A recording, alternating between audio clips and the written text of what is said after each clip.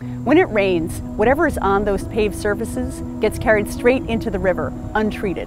Gasoline, oil, trash, fertilizer, you name it.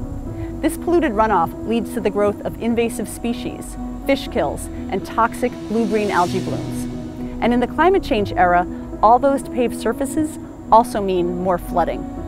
And we're not talking far off in the future. The Northeast has seen an 8% increase in precipitation since 1991, and intense rain events, meaning 99th percentile events, have increased 71% since 1958, the greatest increase nationwide. What does this mean for our watershed? More flooding.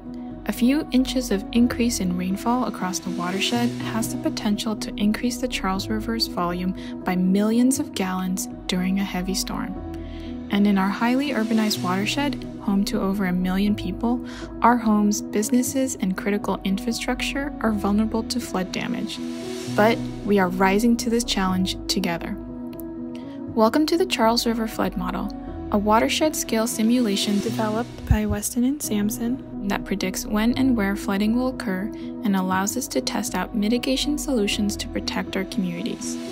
We know flooding does not follow political boundaries, so this powerful regional collaboration allows us to coordinate our efforts to protect our cities and towns from flooding and build climate resilience on a watershed scale. 2 years ago, the Charles River Watershed Association created the Charles River Climate Compact.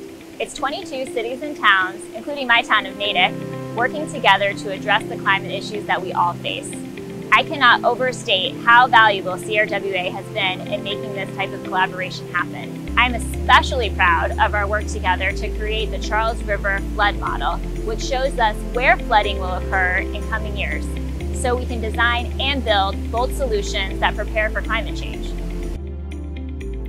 Today, we are using the Charles River Flood Model to identify and design solutions for climate change. These nature-based solutions are simple: building green infrastructure, depaving our impervious surfaces, increasing tree canopy, and conserving land. With the flood model, we can identify the best possible interventions to protect our most vulnerable from flood damage and together create resilient communities for future generations. Over the last year, we've had the great privilege of working with the Charles River Watershed Association, and our work provided by the Municipal Vulnerability Preparedness Grant. We were able to organize together residents in a virtual meeting to show them projection maps of what inland flooding could look like in the next 30 to 40 years.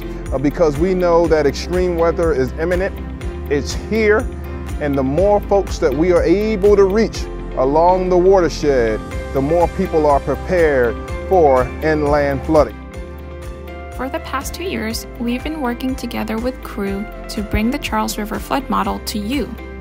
With a focus on educating and empowering our residents, we've been able to meaningfully connect with 300 community members and bring awareness about climate change.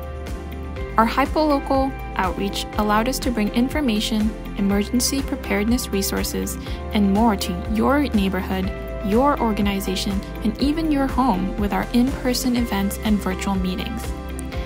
And this is only the beginning. We will continue to use the Charles River Flood Model to protect our most vulnerable from the weather extremes of climate change, and together build bold, lasting solutions for a resilient future.